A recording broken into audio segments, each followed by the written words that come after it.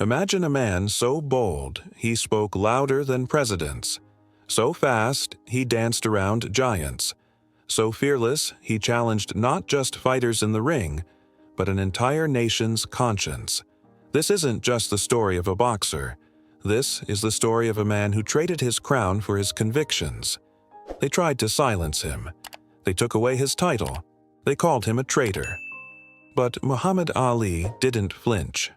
Because to him, the real fight was never just in the ring. It was in the streets, in the courts, in the hearts of millions who were told they didn't matter. This is the story of how one man's fists shook the world, and how his words pierced through centuries of silence. Stay with us till the end of this powerful journey, and you'll see how Muhammad Ali didn't just fight, he changed the world. January 17, 1942. Louisville, Kentucky. A boy named Cassius Clay Jr. entered a world that was already against him. Born in the segregated South, where whites-only signs hung above water fountains and dreams were clipped by skin color. At 12 years old, after a thief stole his beloved red bicycle, young Cassius met Joe Martin, a police officer and boxing coach. Filled with rage and a sense of justice, Cassius declared, "I'm gonna whoop whoever stole my bike." Joe smiled. "Well, you better learn how to fight first." From that moment on, Cassius trained relentlessly. He wasn't just fast. He wasn't just talented. He was hungry. Hungry to prove he was more than a black boy from Louisville. Hungry to defy what society told him he could be. 1960. Rome Olympics. Cassius Clay wins gold for the United States in boxing. He returns home a hero, or so he thought. The glow of victory faded when a restaurant in his hometown refused to serve him because of his color. So, in a powerful act of defiance, he threw his gold medal into the Ohio River. He wasn't just a fighter in the ring now, he was becoming a fighter for dignity. By 1964, at just 22 years old, Cassius Clay shocked the world by defeating Sonny Liston to become the heavyweight champion of the world. "I am the greatest," he declared unapologetically. And the world had no choice but to listen. That same year, he made another bold move.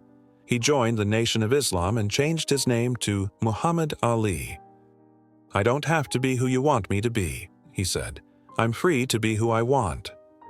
His identity, like his jab, was sharp, direct, and unafraid. In 1967, when America called on Ali to join the Vietnam War, he refused. "My conscience won't let me shoot my brother," he said. "No Viet Cong ever called me Nin." Eager. It was a stand that cost him everything.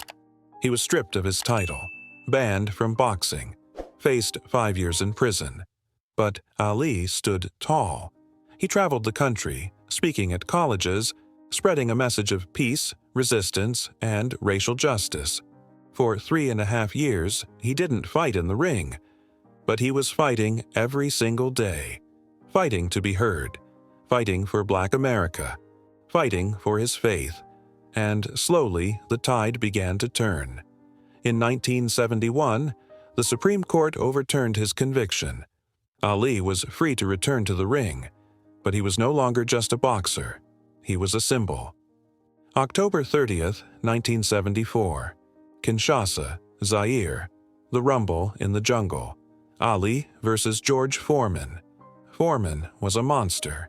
Younger, stronger, undefeated. But Ali had something else.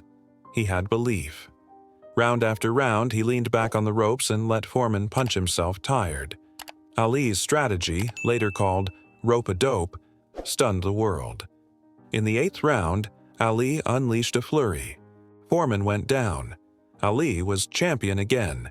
He had conquered not just a man, but a myth. He proved that heart and brains could beat brute force. The years took their toll.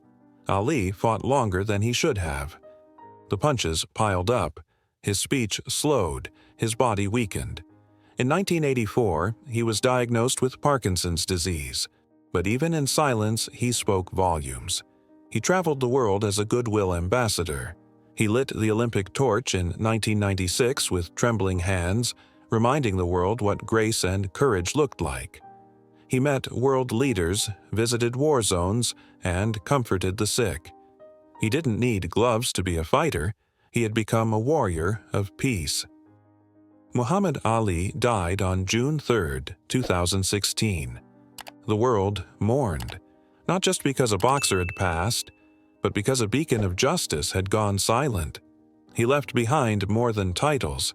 He left behind a legacy of speaking truth to power, of never backing down, of being unapologetically black, bold, and brave. He changed boxing. He changed America. He changed how we see courage.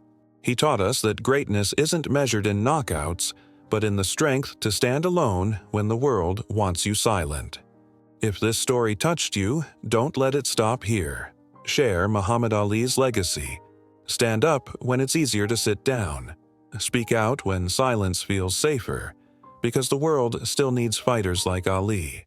Not just in rings, but in classrooms, in streets, in hearts. Hit that like button.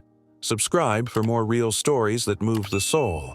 And always remember, float like a butterfly, sting like a bee, but live like Ali.